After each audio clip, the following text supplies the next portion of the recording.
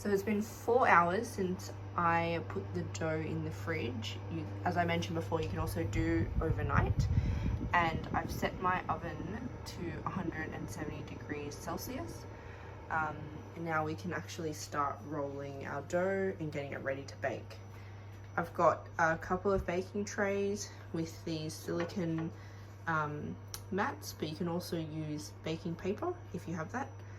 And I have pre-sifted my icing sugar here, and it's important to sift the icing sugar or else it's really lumpy and clumpy and won't look as great when you're rolling your dough balls. And then I've got my dough out of the fridge. So to roll the dough, just grab a teaspoon, about this much, and then roll it into a ball. You want it to be as spherical as possible. And then I'm going to put them onto a plate. So I'm going to roll all my dough out first, and then coat them, because sometimes the dough can absorb a bit of that sugar and we just want it on the outside. We don't want to make the dough any sweeter than it already is. So I'm going to go ahead and roll all of these dough balls out now. So I finished rolling out all of my dough, and I've made 20 cookies from this. If you wanted to make the cookies bigger, you could do that as well, but they probably just need a couple more minutes in the oven when you're baking them.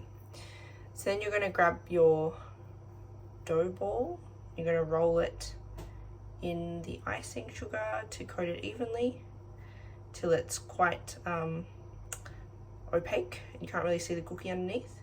Then you're going to place it on the tray, and you're going to do that for as many cookies as you need on that tray. I like to space them maybe like 5 centimeters apart because they will spread a little bit, and it's important to note not to press down the cookies.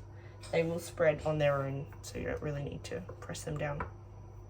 So I've managed to fit 8 cookies onto one tray, and now we're going to place them in the oven at 170 degrees, as we've preheated it to, for 10 minutes. So it's been 10 minutes and I've taken the cookies out of the oven, and you can see compared to the unbaked cookies, they've expanded quite a bit, and thank God for my reputation, they've worked, and there are the crinkles or the cracks, so that's what we want.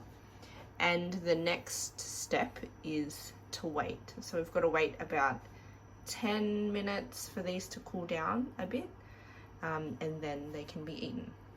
So one other I guess variety, if you're interested, is you can add some matcha powder or hojicha powder to your icing sugar if you want a little bit more bitterness to offset the chocolate, and also for another color. In some efforts to pay homage to Sarah's food photographer husband, I've tried to style this plate.